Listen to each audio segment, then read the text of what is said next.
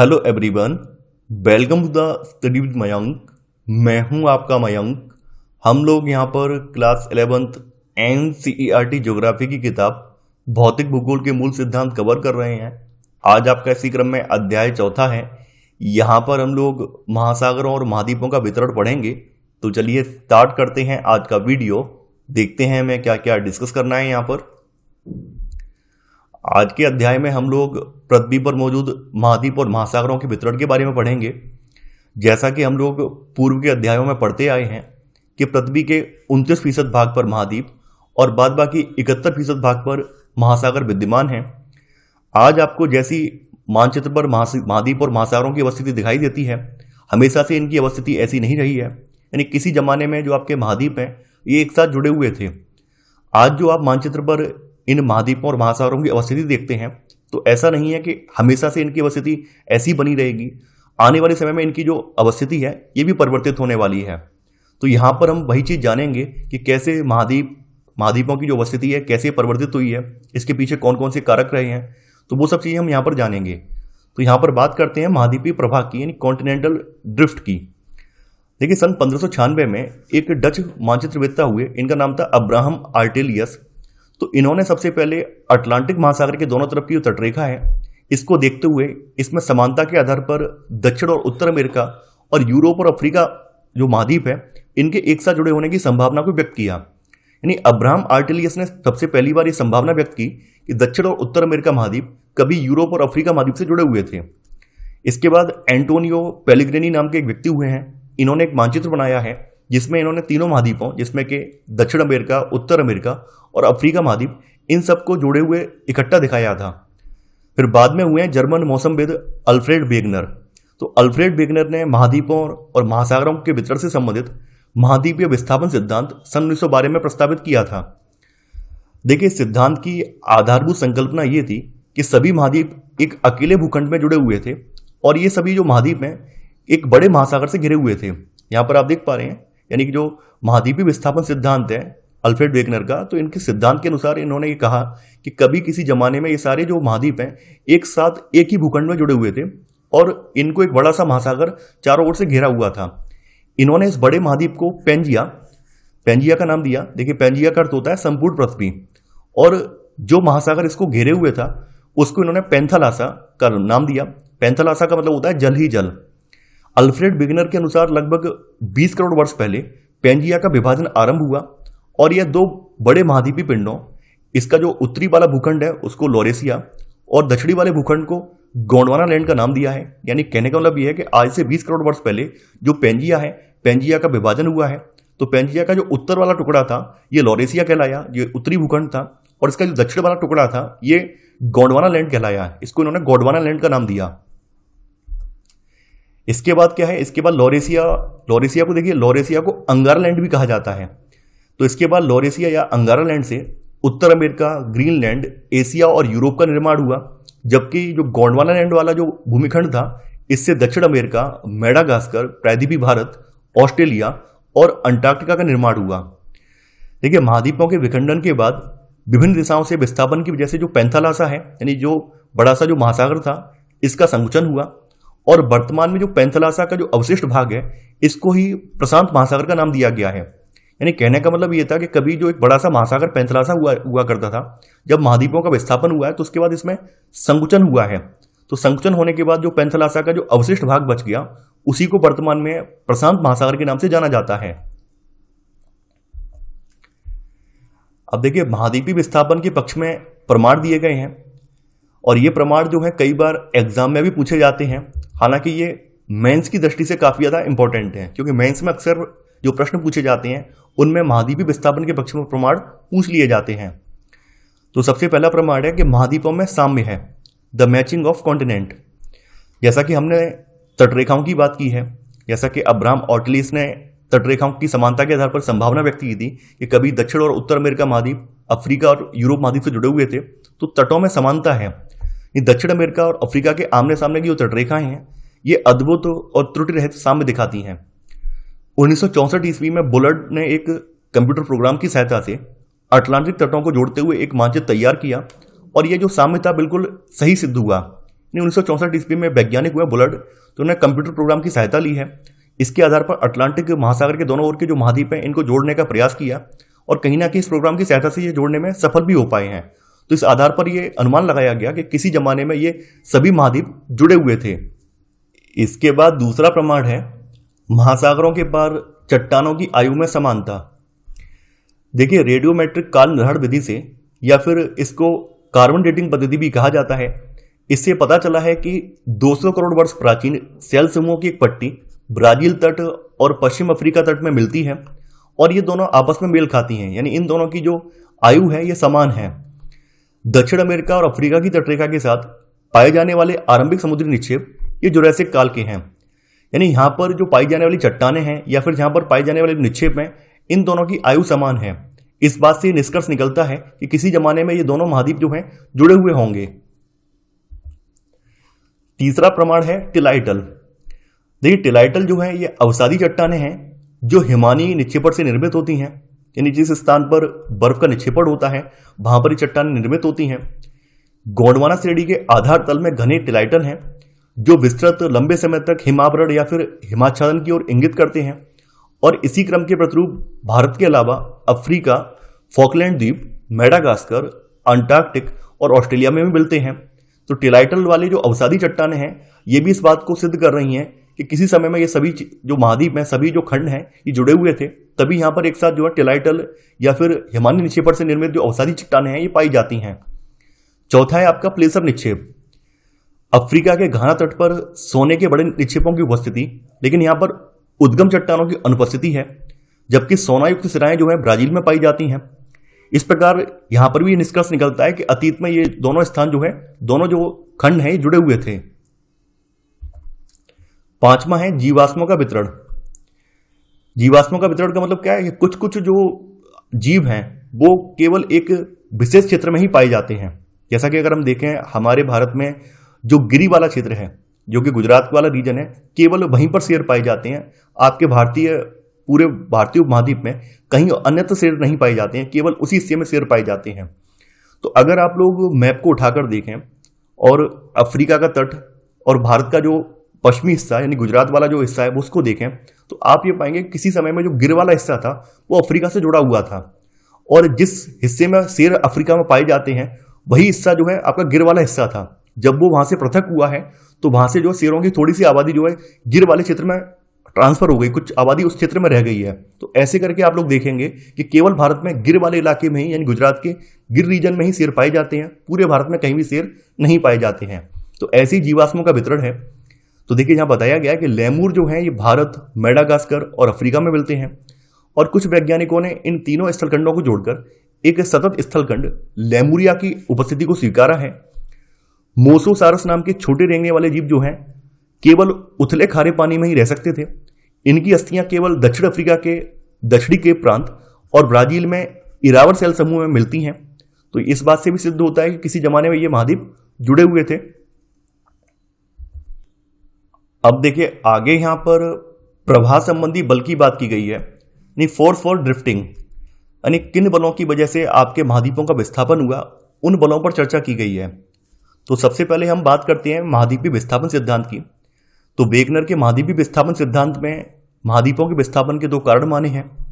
पहला यहां पर इन्होंने पोलर या ध्रुवीय फीलिंग बल, इसको कारण माना है। देखिए, ध्रुवीय फीलिंग बल जो है पृथ्वी के घूर्णन से संबंधित है।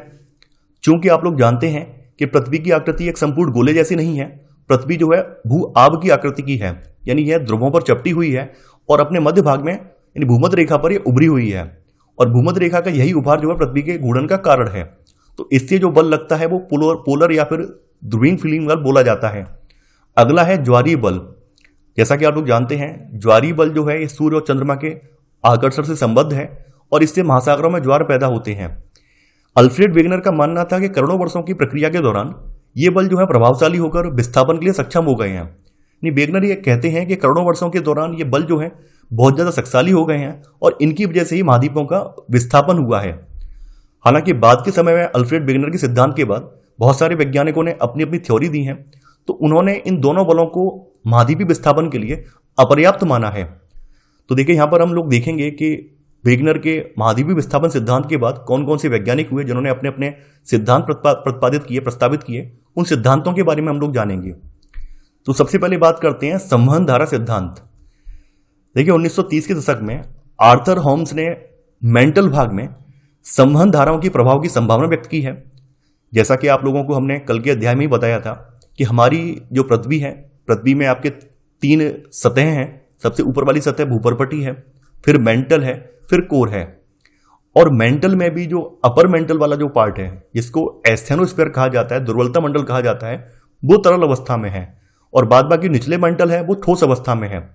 तो यहां पर आर्थर होम्स ने जो है मेंटल की बात की है, यानी अपर मेंटल की बात कर रहे हैं कि मेंटल भाग में संवहन धाराओं के प्रभाव की संभावना इन्होंने व्यक्त की है। और ये धाराएं जो है रेडियो एक्टिव तत्वों से उत्पन्न ताप भिन्नता से मेंटल भाग में उत्पन्न होती हैं और पृथ्वी के आंतरिक भाग से चलकर लिथोस्फीयर का मतलब क्या है, ऊपर वाला जो स्थल मंडल है उससे टकराती हैं और ये 2 भागों में डिवाइड हो जाती हैं। जहां पर ये संवहनी धाराएं टकराती हैं वहां का भाग कमजोर हो जाता है और कालांतर में संवहनी धाराएं अपने प्रभाव की वजह से लिथोस्फीयर को विखंडित कर देती हैं और इससे महाद्वीपों का विखंडन होता है। देखिए जहां पर आप देख पा रहे हैं, यहां पर ये कन्वेक्शनल करंट दिखाया गया है। जैसा कि हमने आपको बताया था कि आपका जो अपर मेंटल वाला पोर्शन है, अपर मेंटल वाला पोर्शन जो है एस्थेनोस्फीयर वाला पोर्शन है, दुर्बलता मंडल वाला पोर्शन है। यहीं पर जो है तरल मैग्मा पाया जाता है और आपका जो अपर मेंटल है और जो आपका ऊपर की जो सतह है, क्रस्ट है, ये मिलकर बनाते हैं, क्या बनाते हैं, ये बनाते हैं लिथोस्फीयर, स्थल मंडल बनाते हैं। तो यहीं पर इनका मानना ये है, यानी कि आर्थर होम्स का मानना ये है कि रेडियो एक्टिव तत्वों की वजह से जो ताप भिन्नता होती है, इसी ताप भिन्नता से यहां पर जो है संवहन धाराएं उत्पन्न होती हैं जो कि लगातार आपके स्थल मंडल से टकराती हैं, इस तरह से टकराती हैं। तो टकराने की वजह से क्या होता है, यहां पर जो आपकी भूपर्पटी है या फिर आपका जो स्थल मंडल है, यहां पर एक गैप क्रिएट होता है, विखंडन होता है और इसी वजह से महाद्वीपों का विखंडन होता है, ऐसा ये सिद्धांत कहता है। इसके बाद दूसरा सिद्धांत है सागर नितल प्रसरण सिद्धांत। देखिए सिद्धांत का प्रतिपादन जो है 1961-62 में हैरी हेस ने किया है। देखिए सागर नितल प्रसरण सिद्धांत के प्रतिपादन से पहले हैरी हेस ने कुछ तथ्यों का विश्लेषण किया। तो इन्होंने कौन कौन से तथ्यों का विश्लेषण किया है वो तथ्य यहां पर दिए गए हैं। जैसे मध्य महासागरीय कटकों के साथ साथ ज्वालामुखी उद्गार सामान्य क्रिया है। मध्य महासागरीय कटक क्या है, एक पर्वत श्रृंखला है। इसके बारे में हम लोग आगे विस्तार में पढ़ेंगे। महासागरों के अंदर जो पाई जाने वाली जो स्थलाकृतियां हैं उनके बारे में आगे हम विस्तार से पढ़ेंगे। हालांकि हमने सेकंड वाले चैप्टर में इसका जिक्र भी किया था। तो मध्य महासागरीय कटक जो है ये आपके महासागरों के अंदर पाई जाने वाली एक पर्वत श्रृंखला है। तो इसके साथ साथ ज्वालामुखी उद्गार सामान्य क्रिया है जिससे अत्यधिक मात्रा में लावा बाहर निकलता है और नई भूपर्पटी का निर्माण होता है। महासागरीय कटक के मध्य भाग के दोनों तरफ समान दूरी पर पाई जाने वाली चट्टानों के निर्माण का समय, संरचना, संगठन और चुंबकीय गुणों में समानता पाई जाती है। यानी यहां पे बताया है, देखिए ये मध्य महासागरीय कटक है, इसका मध्य वाला भाग है। यहां से लगातार यहां पर जो यहां पर मैग्मा है, मैग्मा बाहर निकल रहा है लावा के रूप में, यहां पर इसका उद्भेदन हो रहा है। तो इसकी वजह से मध्य महासागरीय कटक का जो बीच वाला पोर्शन है, यहाँ के आसपास तो नवीन चट्टानें पाई जाती हैं, जबकि यहाँ से दूरी वाले स्थान पर जो चट्टानें हैं उनके निर्माण की जो समय है, संरचना है, संगठन है या चुंबकीय गुण है, उनमें समानता पाई जाती है। कटकों के समीप चट्टानें नवीनतम है, चूंकि यहां से लगातार लावा का उद्भेदन हो रहा है, इस वजह से कटकों के जो आसपास की चट्टानें नवीनतम है और कटकों से जैसे जैसे दूर जाएंगे तो वैसे वैसे क्रम से अधिक प्राचीन चट्टानें पाई जाती हैं। महासागरीय पर्पटी की चट्टानें महाद्वीपीय पर्पटी की चट्टानों की अपेक्षा अधिक नवीन है। यानी इनकी रिसर्च में यह बात निकलकर आई कि जो महासागरीय पर्पटी है उसकी चट्टानें जो है वो महाद्वीपीय पर्पटी की चट्टानों से अपेक्षा अधिक नवीन है।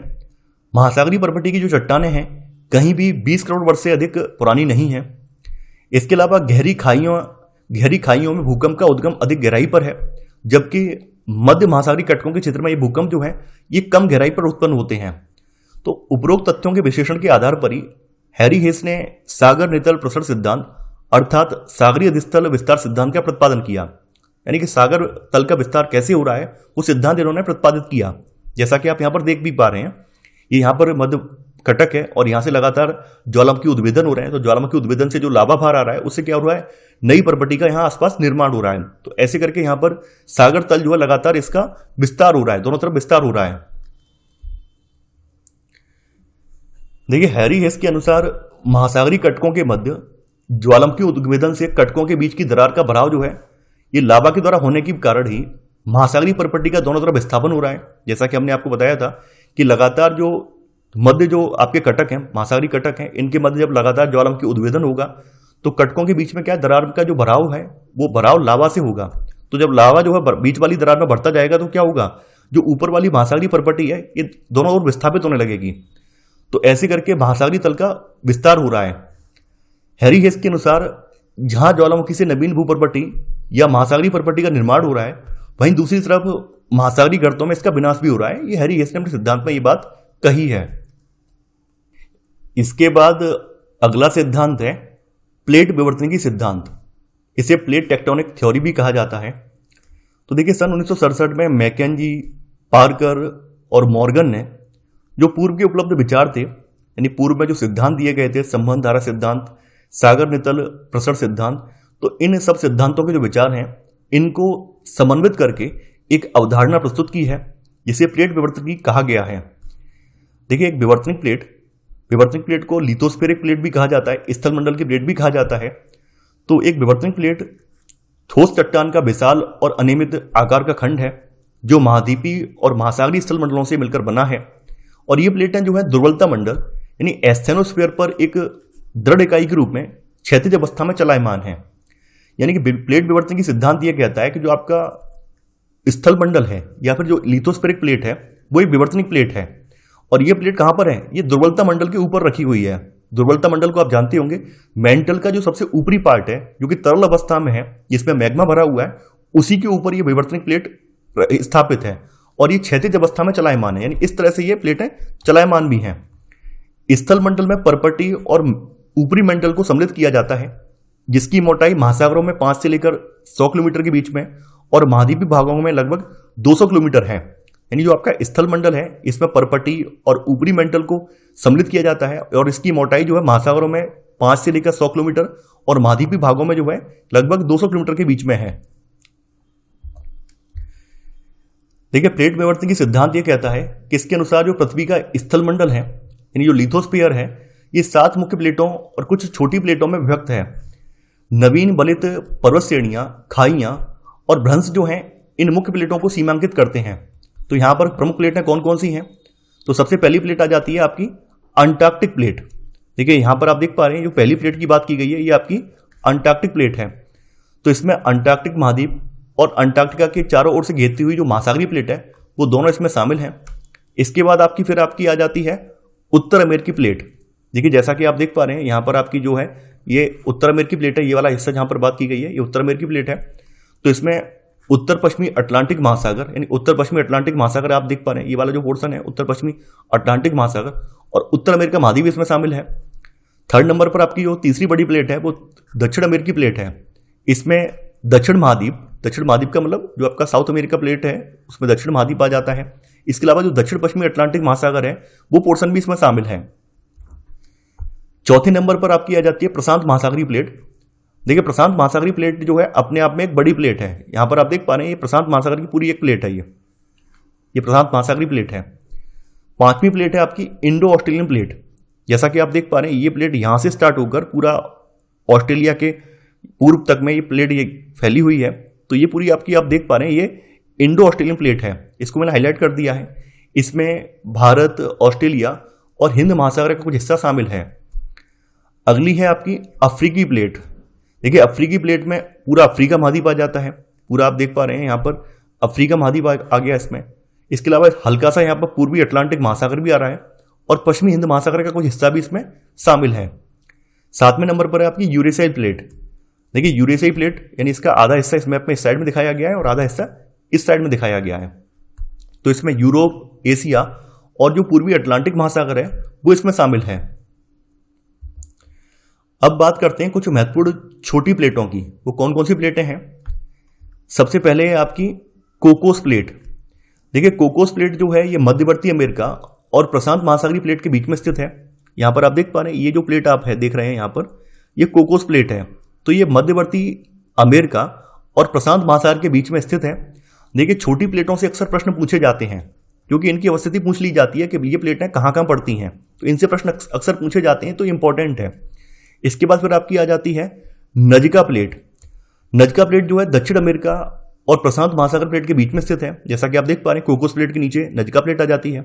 इधर आपके इस साइड में, इसके पूर्व में जो है दक्षिण अमेरिका महाद्वीप है, तो ये दक्षिण अमेरिका और प्रशांत महासागर प्लेट के बीच में स्थित है। फिर आपकी है अरेबियन प्लेट। देखिए अरेबियन प्लेट पर जो है आपका पूरा जो अरब प्रायद्वीप है, अरब प्रायद्वीप का भूभाग सम्मिलित है, तो आपकी अगली है अरेबियन प्लेट। इसके बाद है फिर आपकी फिलीपीन प्लेट। देखिए फिलीपीन प्लेट जो है ये एशिया महाद्वीप और प्रशांत महासागरीय प्लेट के बीच में स्थित है। जैसा कि आप यहाँ पर देख पा रहे हैं, ये आपकी फिलीपीन प्लेट है, यहाँ पर मैंने हाईलाइट कर दिया है। तो ये एशिया महाद्वीप और प्रशांत महासागरीय प्लेट के बीच में ये स्थित है। पांचवी प्लेट आपकी जो है ये कैरोलिन प्लेट है। ये जो है न्यू गिनी के उत्तर में फिलीपीन और इंडियन प्लेट के बीच में स्थित है। यानी ये न्यू गिनी के उत्तर में जो फिलीपीन प्लेट है, जो आपकी फिलीपीन प्लेट है ना, और इंडियन प्लेट है, इसके बीच में ही पड़ती है। अगली है आपकी फ्यूजी प्लेट। देखिए फ्यूजी प्लेट जो है ऑस्ट्रेलिया के उत्तर पूर्व में स्थित है। फ्यूजी प्लेट जो है ऑस्ट्रेलिया के उत्तर पूर्व में है। देखिए यहाँ पर शायद नहीं दिखाया गया इस मैप में, तो फ्यूजी प्लेट जो है ये ऑस्ट्रेलिया के उत्तर पूर्व में पड़ती है। अगली है जुआन डी फूका प्लेट। तो जुआन डी फूका प्लेट जो है अलास्का के नीचे उत्तरी अमेरिका प्लेट के पश्चिम में है। यहाँ पर आप देख पा रहे होंगे हल्का सा यहाँ पर ये है पोर्शन, तो ये जुआन डी फूका प्लेट है जो अलास्का के नीचे और उत्तर अमेरिका महाद्वीप के पश्चिम में ये पड़ रही है। अब यहाँ पर कुछ कुछ चीजें नोट के बारे में बताई गई हैं। देखिए वेगनर की जो संकल्पना थी 1912 में महाद्वीपीय विस्थापन सिद्धांत की, तो उन्होंने इसमें केवल महाद्वीप गतिमान है ऐसी बात कही थी। हालांकि ये तथ्य सही नहीं है। महाद्वीप जो है ये विवर्तनिक प्लेट का एक हिस्सा है और प्लेटें चलायमान हैं। यानी बाद के समय में जो रिसर्च हुई है उन रिसर्चों के आधार पर यह बात निकल कर आई है कि केवल महाद्वीप गतिमान नहीं है, बल्कि महाद्वीप जो है ये प्लेटों का हिस्सा है और प्लेटें गतिमान है, इसी वजह से महाद्वीप गतिमान है। तो वेगनर की संकल्पना जो है बाद में गलत साबित हुई है। अगला यहाँ पे फिर बताया गया नोट के रूप में कि भारतीय उपमहाद्वीप, जिसमें अधिकांशतः आपका प्रायद्वीप भारत आता है, इसकी अवस्थिति नागपुर क्षेत्र में पाई जाने वाली चट्टानों के विश्लेषण के आधार पर आंकी गई है। तो एक बार मैंने यहाँ पर विस्तार में आपको मानचित्र लगा दिया है, इसके माध्यम से आप देख पाएंगे कौन कौन सी प्लेट यहाँ पर पड़ती हैं। तो यहाँ पर कुछ कुछ बड़ी प्लेटें हैं। तो आपकी पहली अंटार्कटिका प्लेट है, फिर आपकी इंडो ऑस्ट्रेलियन प्लेट है, पैसिफिक प्लेट है, यूरेशियन प्लेट है, यहाँ पर आप साउथ अमेरिकन प्लेट देख पा रहे हैं, इधर आप नॉर्थ अमेरिकन प्लेट देख पा रहे हैं, फिर आपकी अफ्रीकन प्लेट है। ये कुछ कुछ बड़ी प्लेटें हैं जो कि आप यहाँ पर देख पा रहे हैं। अब देखिए प्लेटों के संचरण होने से तीन प्रकार की प्लेट सीमाएं बनती हैं। जब प्लेटें खिसकती हैं तो यहाँ पर तीन प्रकार की प्लेट सीमाएं ये बनाती हैं। सबसे पहली जो सीमा है वो अपसारी सीमा या अपसारी संचलन वाली सीमा आ जाती है, जिसको डाइवर्जेंट बाउंड्रीज कहा जाता है। देखिए जब दो प्लेटें एक दूसरे से विपरीत दिशा में अलग हटती हैं, यानी एक प्लेट इस साइड में जा रही है, दूसरी प्लेट इस साइड में जा रही है, तो यहां पर क्या होता है, जब दो प्लेटें एक दूसरे के विपरीत दिशा में हट रही हैं तो उससे क्या होगा, जब प्लेटें हटेंगी तो नीचे से जो तरल मैग्मा है वो बाहर आएगा, है ना, लावा के रूप में बाहर आएगा और इससे नई प्रॉपर्टी का निर्माण होता है। तो इन्हें अपसारी प्लेट कहा जाता है। और वह स्थान जहां से प्लेटें एक दूसरे से दूर हटती हैं उसे प्रसारी स्थान यानी स्प्रेडिंग साइड भी कहा जाता है। जैसा कि आप यहां पर देख पा रहे हैं, एक प्लेट इस साइड में जा रही है, एक प्लेट इस साइड में जा रही है, और बीच में जो गैप बन रहा है उस गैप को भरने के लिए जो अंदर का मैग्मा बाहर आ रहा है, लावा के रूप में बाहर आ रहा है, इससे नई भू प्रॉपर्टी का निर्माण हो रहा है। महासागरीय तल पर प्लेटों के अपसरण के कारण उत्पन्न तनावमूलक बल की वजह से भ्रंशन की प्रक्रिया होती है। भ्रंश का मतलब गैप क्रिएट होता है। साथ ही मैग्मा के निष्कर्षण से नई प्रॉपर्टी का निर्माण भी होता है। यानी जब दो प्लेटें अपसारी सीमा में एक दूसरे के विपरीत दिशा में जाती हैं तो यहां पर भ्रंशन की प्रक्रिया होती है, यहां पर एक गैप क्रिएट होता है और इस गैप को भरने के लिए मैग्मा जो है ये बाहर आता है, तो इससे यहां पर नई प्रॉपर्टी का निर्माण भी होता है।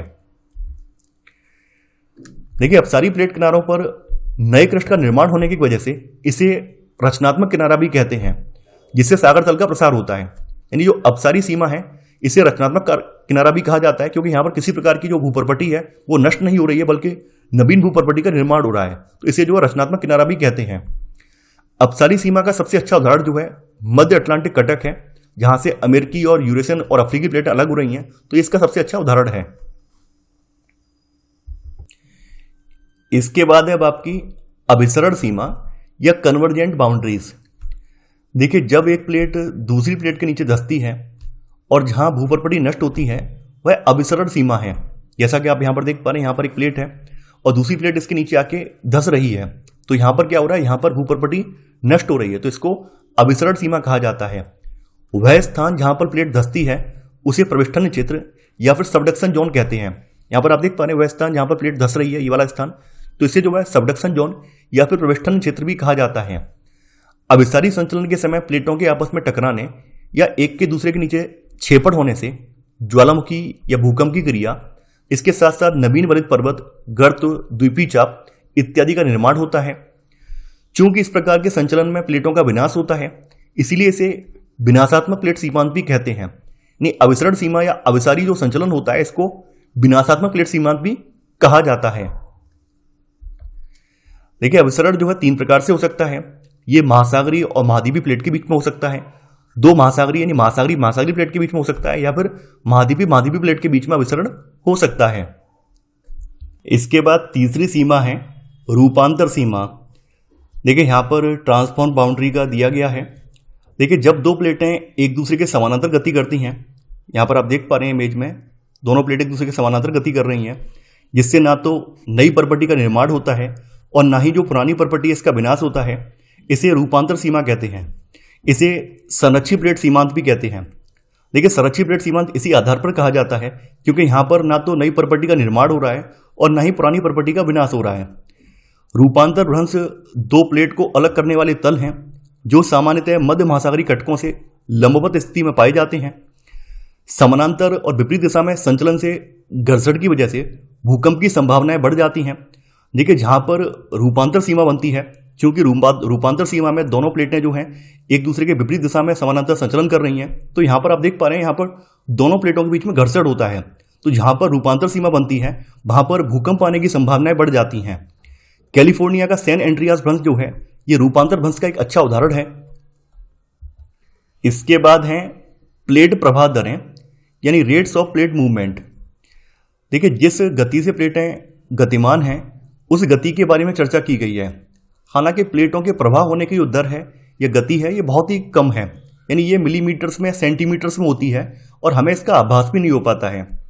सामान्य और उत्क्रमण चुंबकीय क्षेत्र की जो पट्टियां हैं जो मध्य महासागरीय कटकों के समानांतर हैं, ये प्लेट प्रवाह की दर समझने में वैज्ञानिकों के लिए काफी ज्यादा सहायक सिद्ध हुई हैं। प्रवाह की जो दरें हैं ये बहुत ज्यादा भिन्न हैं। जैसे यहाँ बताया गया है कि आर्कटिक कटक की जो प्रवाह दर है ये सबसे कम है, ये 2.5 सेंटीमीटर प्रतिवर्ष से भी कम है। जबकि ईस्टर द्वीप के निकट पूर्वी प्रशांत महासागरीय उभार यानी कह सकते हैं जो प्रशांत महासागरीय जो प्लेट है इसकी प्रवाह दर सबसे ज्यादा है, जो 5 सेंटीमीटर प्रतिवर्ष से भी अधिक है। यानी जो आपकी प्रशांत महासागर वाली जो प्लेट है इसकी प्रवाह दर ज्यादा है और ये एक साल में लगभग 5 सेंटीमीटर प्रतिवर्ष की दर से ये खिसक रही है।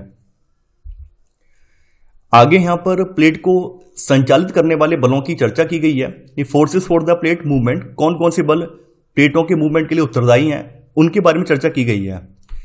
जिस समय वैगनर ने महाद्वीपीय विस्थापन सिद्धांत दिया था उस समय अधिकतर वैज्ञानिक पृथ्वी को ठोस और गति रहित पिंड मानते थे, लेकिन बाद में जब और ज्यादा रिसर्च हुई है और ज्यादा इसके ऊपर डिस्कशन हुआ है, एनालिसिस की गई है, तो बाद में जब सागरीय अधिस्थल विस्तार सिद्धांत आया है, प्लेट बेल्जिंग सिद्धांत आए हैं, इन्होंने पृथ्वी के धरातल और भूगर्भ दोनों को स्थिर न होकर गतिमान माना है। तो ऐसे करके प्लेटों को संचालित करने वाले जो बल हैं इनको लेकर भी जो पुरानी अवधारणाएं थी वो टूटी हैं। ऐसा माना जाता है कि दृढ़ प्लेट के नीचे चलायमान चट्टानें वृत्ताकार रूप में चल रही हैं, यानी जो आपकी दृढ़ प्लेट है, जो आपकी लिथोस्फीयर जिसको कहा जाता है, जिसको आप विवर्तनिक प्लेट के नाम से भी जानते हैं, इसके नीचे वृत्ताकार रूप में चल रही हैं ये चट्टानें। और दृढ़ प्लेटों के नीचे दुर्बल और उष्ट मेंटल है जो प्लेट को प्रभावित करता है। देखिए, एक बार हम पृथ्वी की जो संरचना है उसको समझा देते हैं, आंतरिक संरचना को। सबसे ऊपर आपकी भूपर्पटी है, फिर आपका मेंटल है, फिर आपका कोर आ जाता है। और मेंटल में भी 2 पार्ट हैं, एक तो इसका अपर मेंटल वाला पार्ट है और दूसरा लोअर मेंटल वाला पार्ट है। जो अपर मेंटल वाला पार्ट है जिसको एस्थेनोस्फीयर या दुर्बलता मंडल कहा जाता है, इसका ऊपरी हिस्सा और भूपर्पटी का हिस्सा ये दोनों मिलकर बनाते हैं आपका लिथोस्फीयर, या फिर ये विवर्तनिक प्लेट का निर्माण करते हैं। चूंकि आपका जो एस्थेनोस्फीयर है या अपर मेंटल है ये पूरा तरल अवस्था में है और इसी के ऊपर प्लेटें रखी हुई हैं, तो यहां पर जो मैग्मा है ये वृत्ताकार रूप में चल रहा है। तो ये वृत्ताकार रूप में जब मैग्मा चलता है तो इसी वजह से क्या होता है, प्लेटें गतिमान होती हैं। यानी दृढ़ प्लेटों के नीचे दुर्बल और उष्ट मेंटल है जो प्लेट को प्रभावित करता है। उष्ट पदार्थ धरातल पर पहुंचता है, ये फैलता है और धीरे धीरे ठंडा होता है, फिर गहराई में जाकर ये नष्ट हो जाता है। यानी हम जब सेल चक्र पढ़ेंगे तो हम जानेंगे कैसे कैसे चट्टानें बनती हैं, चट्टानें बाद में कैसे टूटती हैं और फिर से तरल मैग्मा का रूप ले लेती हैं। तो सेल चक्र में इस चीज को प्रक्रिया को हम पढ़ेंगे और यही चक्र जो है बारंबार दोहराया जाता है और वैज्ञानिक इसे संवहन प्रवाह या कन्वेक्शन फ्लो भी कहते हैं। देखिए, पृथ्वी के भीतर जो ताप की उत्पत्ति है ये दो माध्यम से होती है, और इसके बारे में आर्थर होम्स ने 1930 में इस विचार को प्रतिपादित किया था कि एक तो रेडियोधर्मी जो तत्व हैं इनके क्षय से और अवशिष्ट ताप से पृथ्वी के भीतर ताप की उत्पत्ति होती है। ये सिद्धांत आर्थर होम्स ने दिया था। अब जानेंगे भारतीय प्लेट का संचलन कैसे हुआ है, यानी मूवमेंट ऑफ इंडियन प्लेट ये कैसे संचालित हो रही है, कैसे आगे बढ़ रही है। जैसा कि आप लोग जानते हैं कि भारतीय प्लेट में प्रायद्वीपीय भारत और ऑस्ट्रेलिया महाद्वीप का भाग सम्मिलित है। हिमालय पर्वत श्रेणियों के साथ साथ पाया जाने वाला जो प्रविष्टन क्षेत्र है, सबडक्शन जोन है, वो इसकी उत्तरी सीमा निर्धारित करता है। यानी आप देख पा रहे हैं जो हिमालय पर्वत के साथ साथ जो इसका जो क्षेत्र पाया जा रहा है, ये यहाँ पर इसका जो प्रविष्टन क्षेत्र है ये इसकी उत्तरी सीमा निर्धारित करता है। और ये जो प्लेट है हमारी, यानी कि जो हमारी भारतीय प्लेट है या इंडो ऑस्ट्रेलियन प्लेट इसको कहा जाता है, ये प्लेट यूरेशियन प्लेट से टकरा रही है। यो जो महाद्वीपीय अवसरण का उदाहरण है या महाद्वीपीय अवसरण का रूप है। यह पूर्व दिशा में म्यांमार के राकिन योमा या फिर इसको अराकान योमा पर्वत कहा जाता है। देखिए, अराकान योमा पर्वत यहाँ पे पड़ता है, ये वाला जो हिस्सा है अराकान योमा वाला है। यह पूर्व दिशा में म्यांमार के अराकान योमा पर्वत से होते हुए एक चाप के रूप में जावा खाई तक फैला हुआ है। एक चाप के रूप में आप देख पा रहे हैं जावा खाई तक फैला हुआ है। इसकी पूर्वी सीमा एक विस्तारित तल है जो ऑस्ट्रेलिया के पूर्व में दक्षिणी प्रशांत महासागर में महासागरीय कटक के रूप में है। देखिए, इसकी पूर्वी सीमा आप देख पा रहे हैं। इसकी पूर्वी सीमा कौन सी होगी? ये वाली सीमा है, ये पूर्वी सीमा है, यानी इंडो ऑस्ट्रेलियन प्लेट की पूर्वी सीमा यही तो होगी। तो ये कहाँ है? ऑस्ट्रेलिया के पूर्व में दक्षिणी प्रशांत महासागर में एक महासागरीय कटक के रूप में ये इसकी पूर्वी सीमा है। देखिए, इसकी पश्चिमी सीमा पाकिस्तान की किरथल श्रेणियों का अनुसरण करती है। देखिए, पश्चिमी सीमा इस साइड में होगी, यहाँ पर दिखाया नहीं गया है, मैप कट गया है। इसकी पश्चिमी सीमा जो है पाकिस्तान की जो किरथल श्रेणी है उनका अनुसरण करती है, और आगे मकरान तट के साथ साथ होती हुई दक्षिण पूर्वी चागोस द्वीप समूह के साथ साथ ये लाल सागर द्रोणी में जा मिलती है। यानी यहाँ पर दक्षिण पूर्वी जो चागोस द्वीप समूह है इसके साथ साथ जाती हुई आगे यहाँ पर लाल सागर की जो द्रोणी है उससे जाकर मिलती है। भारतीय तथा अंटार्कटिक प्लेट की सीमा भी महासागरीय कटक से निर्धारित होती है, जो एक अपसारी सीमा है। देखिए, यहाँ पर आप देख पा रहे हैं नीचे की तरफ यहाँ पर जो है ये आपकी अंटार्कटिक प्लेट है, ये पूरी आप देख पा रहे हैं अंटार्कटिक प्लेट है। तो जो इंडो ऑस्ट्रेलियन प्लेट है यानी ये प्लेट है और जो आपकी अंटार्कटिक प्लेट है, इनकी सीमा जो है महासागरीय कटक से निर्धारित होती है। और ये सीमा कैसी सीमा है? एक अपसारी सीमा है।